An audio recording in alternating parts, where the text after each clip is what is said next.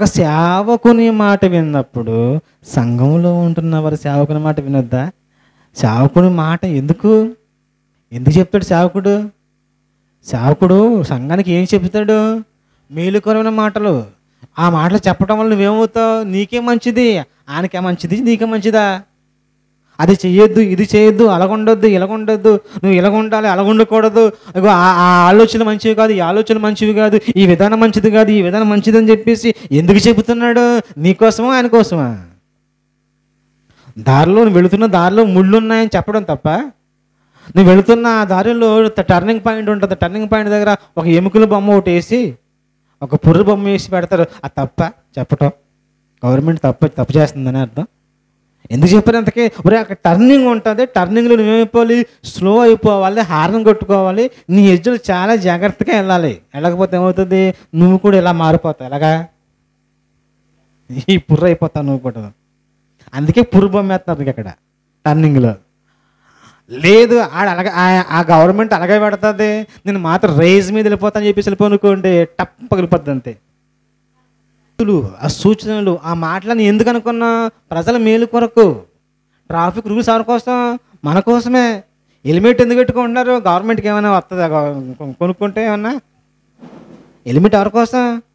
అరే నువ్వు కింద పడిపోయినప్పుడు నీ తలకేం కాదు, ఏం కాకుండా ఉండడం కోసం నువ్వు హెల్మెట్ ధరించుకో.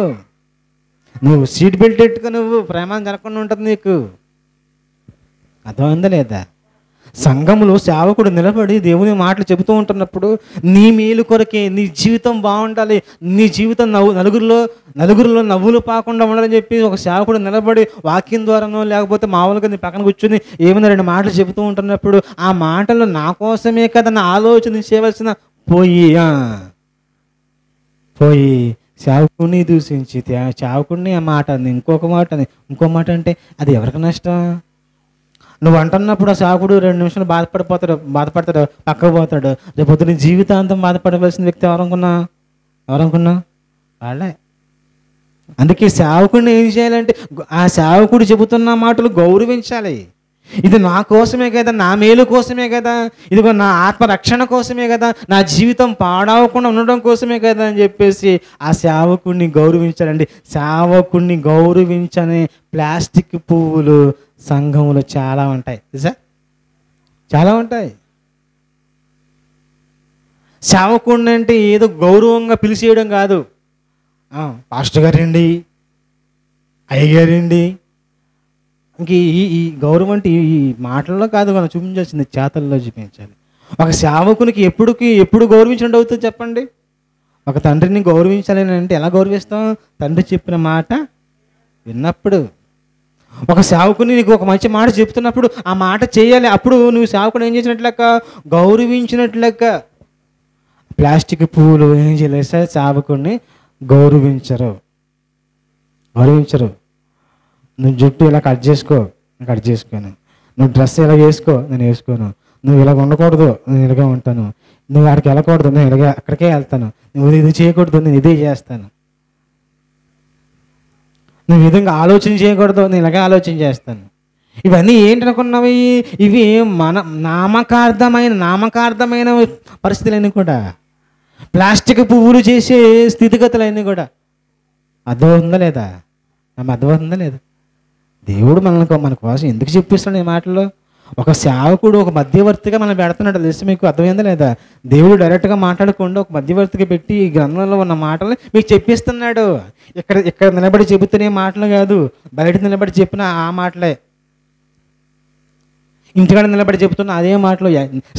స్థలం చూడకూడదు. ఎందుకు చెప్పారు? ఎవరి కోసం చెప్పారు? ఏ ఉద్దేశంతో చెప్పారు? నా కోసం చెప్పారా? ఆయన కోసం చెప్తున్నాడా? ఈ మాట చెప్పడం వల్ల నాకు ఉపయోగమా, ఆయనకు ఉపయోగకరమా? నా కోసం చెప్పారు కదా, నేను ఏం చేయాలి? సేవకుడిని ఏం చేయాలి? గౌరవించాలి, మాట వినాలి. మన సంఘంలో చాలామంది ఉన్నారు, సేవకుని మాట వినరు, లెక్క చేయరు, అసలు లెక్కే చేయరు. ఎందుకు చెబుతున్నారని ఆలోచన చేయరు. ఇది చేయకమ్మా, ఇది చేయొద్దురా బాబు, నేను ఇదే చేస్తాను. చెయ్యి. చేస్తే ఎవరికి నష్టం? ఎవరికి బాధ? కొంచెం బాధపడతాడు. ఒక వారం బాధపడతాడు పాస్టర్ గారు సేవకుడు, తర్వాత బాధపడాల్సింది ఎవరో కాదు తెలుసా, నువ్వే బాధపడతావు. దుర్దినము రాకముందే వీటి అందు నాకు సంతోషం లేదని చెప్పు. సంవత్సరములు రాకముందే ఇవి చేసి నేను పోయా అంటారు నేను అని చెప్పి రోజు వస్తుందట. చూద్దామా తిమోతి రాసిన పత్రిక 17వ మొదటి తిమోతి రాసిన పత్రిక 5వ అధ్యాయం 17వ వచనంలో, బాగుగా చేయు పెద్దలను విశేషముగా వాక్యమందును ఉపదేశమందును ప్రయాసపడుచున్న వారిని రెట్టింపు సన్మానమునకు పాత్రులుగా. రెట్టింపు సన్మానం అట. పాస్టర్ గారికి సన్మానం చేశారా? మదర్స్ డేకి గిఫ్ట్ ఇచ్చావు అమ్మకే, ఫాదర్స్ డేకి గిఫ్ట్ ఇచ్చావు నాన్నకి, సిస్టర్ డే ఉంది కదా, సిస్టర్ డే అంటే రాఖీ పండుగ గిఫ్ట్ ఇచ్చావు, మదర్స్ డే గిఫ్ట్ ఇచ్చావు, ఫ్రెండ్షిప్ డే కూడా గిఫ్ట్ ఇచ్చావు. అన్ని డేలు చేసుకుంటున్నావు. మీకు తెలుసా పాస్టర్ డే కూడా ఒకటి ఉంది సంగతి తెలుసా? అది తెలియదు కదా మనకి. అటువంటి ఎలా తెలుస్తాయి? లవర్స్ డే గుర్తుంటుంది, ఫ్రెండ్షిప్ డే గుర్తుంటుంది, రాఖీ డే గుర్తుంటుంది, అన్ని డేలు గుర్తుంటాయి. కానీ ఈ డే గుర్తురాదు. బైబిల్ ఏం చెప్తుంది తెలుసా? బాగుగా పాలన చేయు పెద్దలు విశేషముగా వాక్యమందు ఉపదేశమందు ప్రయాసపడుచున్నారే రెట్టింపు సన్మానమునకు పాత్రులు. రెట్టింపు సన్మానమునకు పాత్రులట. అర్థమైందా? సన్మానం చేయడం వేడు, ఇంకా రెట్టింపు సన్మానం అంటే ఏంటి? ఎంత రెట్టింపు? ఎంత రెట్టింపు? అక్కడ ఇంత కొలత ఉంది, అక్కడ ఇంత కొలత లేదు. రెట్టింపు ఎంత రెట్టింపు? నీకు అవకాశం ఉన్నంత, నీ శక్తి ఉన్నంత, నీకు బలం ఉన్నంత, నీకు ఎంత సామర్థ్యం ఉందో అంత, దేవునికి మహిమకరంగా అంత సన్మానం. అభిషేకాలు కట్టే అవసరంలే, మాటంటే చాలు. గలతీ పత్రిక 6వ అధ్యాయము 6వ వచనంలో, గలతీ రాసిన పత్రిక 6, వాక్యోపదేశం పొందువాడు అంటే వాక్యాన్ని వినేవాడు. ఎవరైతే వాక్యం చెబుతున్నారో వానికి మంచి పదార్థములలో భాగం ఇవ్వాలి. సన్మానించాలి, గౌరవించాలి. అర్థమైందా లేదా? సేవకుని ఏం చేయాలమ్మా? సేవకుని ఎవరు గౌరవించరు? ప్లాస్టిక్ పువ్వులు లాంటి నామకార్థ క్రైస్తులు సేవకుడిని గౌరవించరు, పట్టించుకోరు. అనారోగ్యంగా ఉంటే పాస్టర్ గారు మా ఇంటికి రాలేదని నువ్వంట, బాగానే ఉంది. అదే పాస్టర్ గారికి అనారోగ్యం వచ్చినప్పుడు ఆ పాస్టర్ గారికి ఏది ఆదివారం చందా ఎంత వస్తుందో ఏటో, అసలు చందా వచ్చి మనం వేసే ఆ చందా కానుక సరిపోతుందా? అసలు ఎంత వస్తుంది? ఎప్పుడన్నా మీరు లెక్క చూసుకున్నారు? ఎప్పుడన్నా లెక్క చూసుకోండి. ఈరోజు లెక్క చూస్తే ఇంకా బాగుంటుంది. ఎందుకంటే ఖాళీగా ఉన్నారు కదా, ఖాళీ కదా. వ్యాధులు, బాధలు, కష్టాలు, పనులు, తీరుబళ్ళు అనే కదా. ఇంకా నేను చెప్పడం చాలా ఉంటాయి.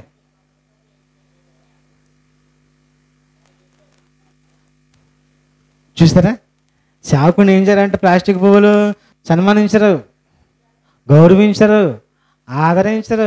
మనం పునవారం చెప్పుకున్నారు, సేవకుని కోసం అసలు ప్రార్థనే చేయరు. పాస్టర్ గారు సువార్తకి వెళ్తున్నారు, ఆ మీటింగ్కి వెళ్తున్నారు, రాత్రులు వెళ్తున్నారు, కనపడతలేదు. ఎలా వస్తారో ఏటో, ఎలాగెళ్తారో ఏటో, వస్తుంది ఎప్పుడు ఏటో, పరిస్థితి ఏటో లేదు. చూడండి మాటలు బైబిల్ ఇలా చెప్తుంది చూడండి, రెట్టింపు సన్మానం అంట. అందుకే వాక్యోపదేశం పొందువాడు ఉపదేశించు వానికి మంచి పదార్థంలో భాగం ఇవ్వలను, మోసపోవద్దు.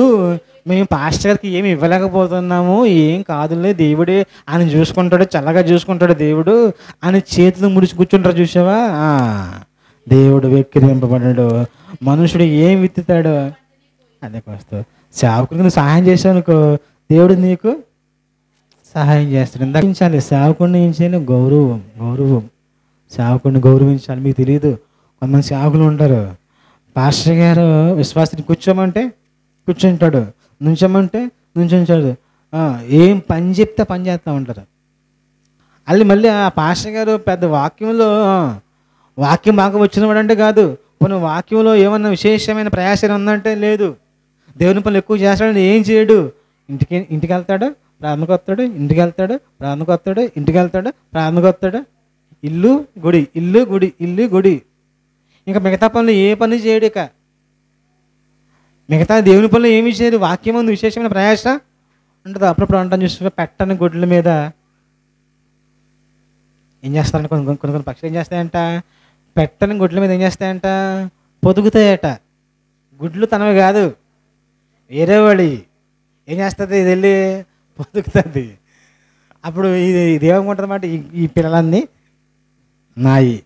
కానీ పిల్ల పెట్టింది, గుడ్డు పెట్టింది ఇంకో పక్షి.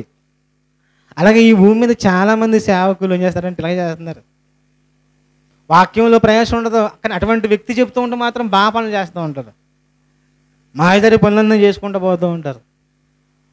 ఒక అబద్ధ బోధకుని ఇంతగా గౌరవిస్తున్నప్పుడు దేవుని సేవలో, వాక్యంలో, పరిచర్యలో విశేషమైన ప్రయాస కలిగి ఉంటున్న వారిని ఇంకా రెట్టింపు సన్మానం చేయాలి కదా. చేయాలంటారా వద్దంటారా? చేయరా వద్దా? అంత దేవునికి చేస్తే అంత దేవుడు మనకు తిరిగి చేస్తాడు. అలాగని పనిగట్టుకుని చేయడం కాదు, అంటే నన్ను దేవుడు దీవించాలని ఉద్దేశంతో చేయడం కాదు. నీ పని చేసుకుంటూ వెళ్ళిపోవాలి, ఏదో ఆశించి చేసుకోకూడదు.